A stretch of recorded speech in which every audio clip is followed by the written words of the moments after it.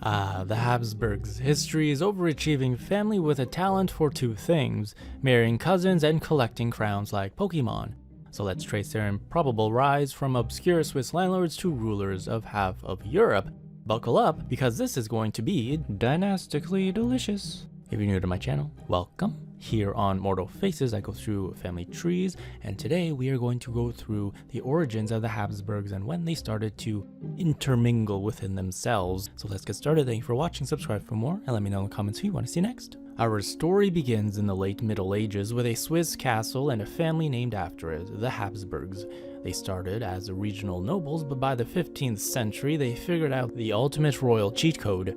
Marry smart, and you don't have to fight for territory, you just inherit it. Their humble beginnings starts in the 1020s in northern Switzerland along the Arar River with Werner I of Habsburg. He was born from around 1025 and he died around 1096. So the name Habsburg comes from Habsburg, which means Hawk's Castle. It was this original castle built in this area that had come up and come down, and rebuilt and repurposed, built around 1020. Ironically, hawks are predators, and so were the Habsburgs, politically speaking. These early Habsburgs weren't emperors yet.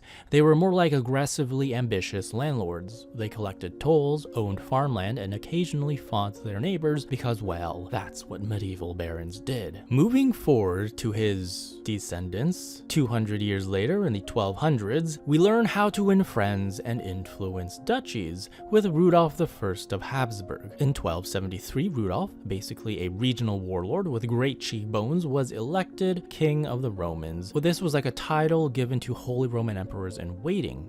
There was Ottokar II of Bohemia, who was also a contestant. He became the most powerful monarch in Central Europe at the time, and in 1273 he even attempted to gain the crown of that coveted Holy Roman Empire. The local princes got together, however, and said that they were all scared of risking the loss of their sovereignty, and rather than elect this powerful Ottokar II, they elected the other candidate from the less powerful, less important count from the House of Habsburg, Rudolf I. So in 1278, Rudolf also went to war at the Battle of Marchfeld and coincidentally defeated Ottokar II of Bohemia at this battle, taking over not only that coveted crown, but also Austria, Styria, and Carniola. So he got lots of land as well. And what this means is that the Habsburgs went from Swiss landlords to Austrian dukes practically overnight. It was the family's glow-up moment, from rustic castle life to running Vienna's court.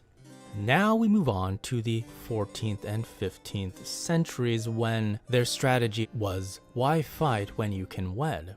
The Habsburgs perfected marriage as warfare. Instead of bleeding soldiers, they bled ink on marriage contracts.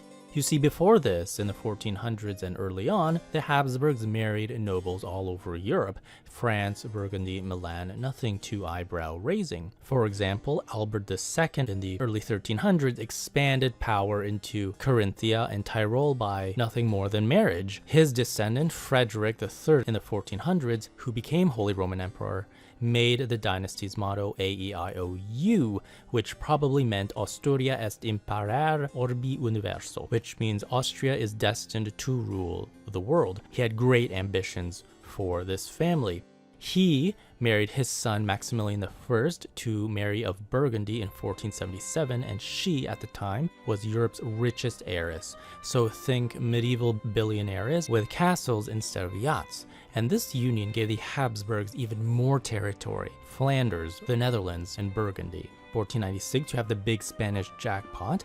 That is when Philip I, or Philip the Handsome, from the Habsburg family, marries into the Spanish royal family, Joanna of Castile. She was the daughter of Ferdinand and Isabella of Spain, and they were the ones who sent Christopher Columbus to America. So this marriage was huge, as it gave the Habsburgs control of Spain, the Netherlands, and eventually half of the New World, but it also planted the seed of future, which was genetic recycling. So we're moving on to the 1500s now, And Philip the Handsome's son, Charles V, inherited a realm that was so big it was said that the sun never set on the Habsburg Empire.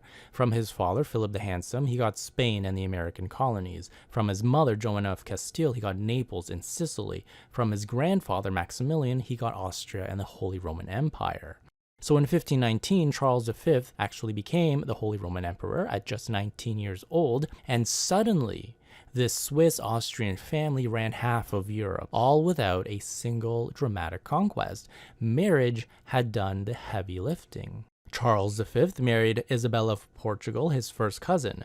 They married to keep Spain and Portugal cozy. Charles's brother Ferdinand I also married a close cousin, consolidating Austrian lands.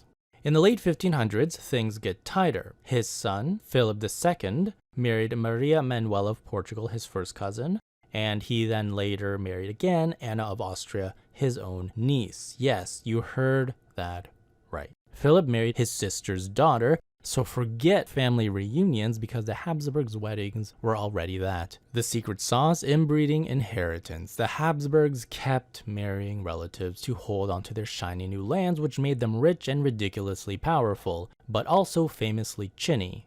Their strategy was summed up in the rhyme, "Let others wage war, you, happy Austria, marry." In the 1600s, we have the peak inbreeding era. Philip III married his first cousin once removed, Margaret of Austria, and Philip IV married his niece, Mariana of Austria. So by now, the family tree looked less like a tree and more like a circle drawn by someone who failed geometry. In 1661, Charles II of Spain is born. After generations of genetic copy and paste, we get Charles II, known as El Hechizado, or the Bewitched. He was sickly, infertile, and his jaw, that famous Habsburg jaw, was so pronounced that he could barely chew. The poor man was living proof that marrying your relatives may keep the crown shiny, but it doesn't do wonders for the family health plan. So why did they keep marrying each other? Simple: power and paranoia. They wanted to keep land, wealth, and titles inside the dynasty. I mean, why risk the throne to some random French duke when you can just marry your cousin and guarantee the empire stays Habsburg? They got so big that they had to split the lands into two. You had the Spanish Habsburgs and you had the Austrian Habsburgs. So by the 1500s, the Habsburg controlled Austria, they controlled Spain, the Netherlands, Burgundy, Naples, Sicily, and vast territories in the New World. They had money flowing in from New World silver mines, rich trade hubs in Antwerp, and massive influence over the Pope and princes alike. But it did come with a curse. The result was Charles II, the last of the Spanish Habsburgs. His death in 1700s, childless, jaw misaligned, barely able to speak, ended centuries of inbreeding and triggered the War of the Spanish Succession. Basically, the family ran out of fresh blood, literally. So the moral of the story? Love may be blind, but your family doctor isn't. The Habsburgs proved you can marry for power, but if you only marry your relatives, the royal bloodline turns into royal sludge. So remember, kids, diversify your dynasty. And that is how the Habsburgs became, well, the Habsburgs. And that brings us to the end of this video. I hope you enjoyed it. You can check out more on my channel. I have the entire Habsburg family tree on my channel, how my internet is related to them. I have the Whitakers, King Tut, Cleopatra. Check them all out. Thank you for watching. Subscribe for more. Each of your subscriptions has helped the channel grow. Allows me to continue making more content for you. Let me know in the comments who you want to see next. I do make a list of all your suggestions, and I will see you in the next one.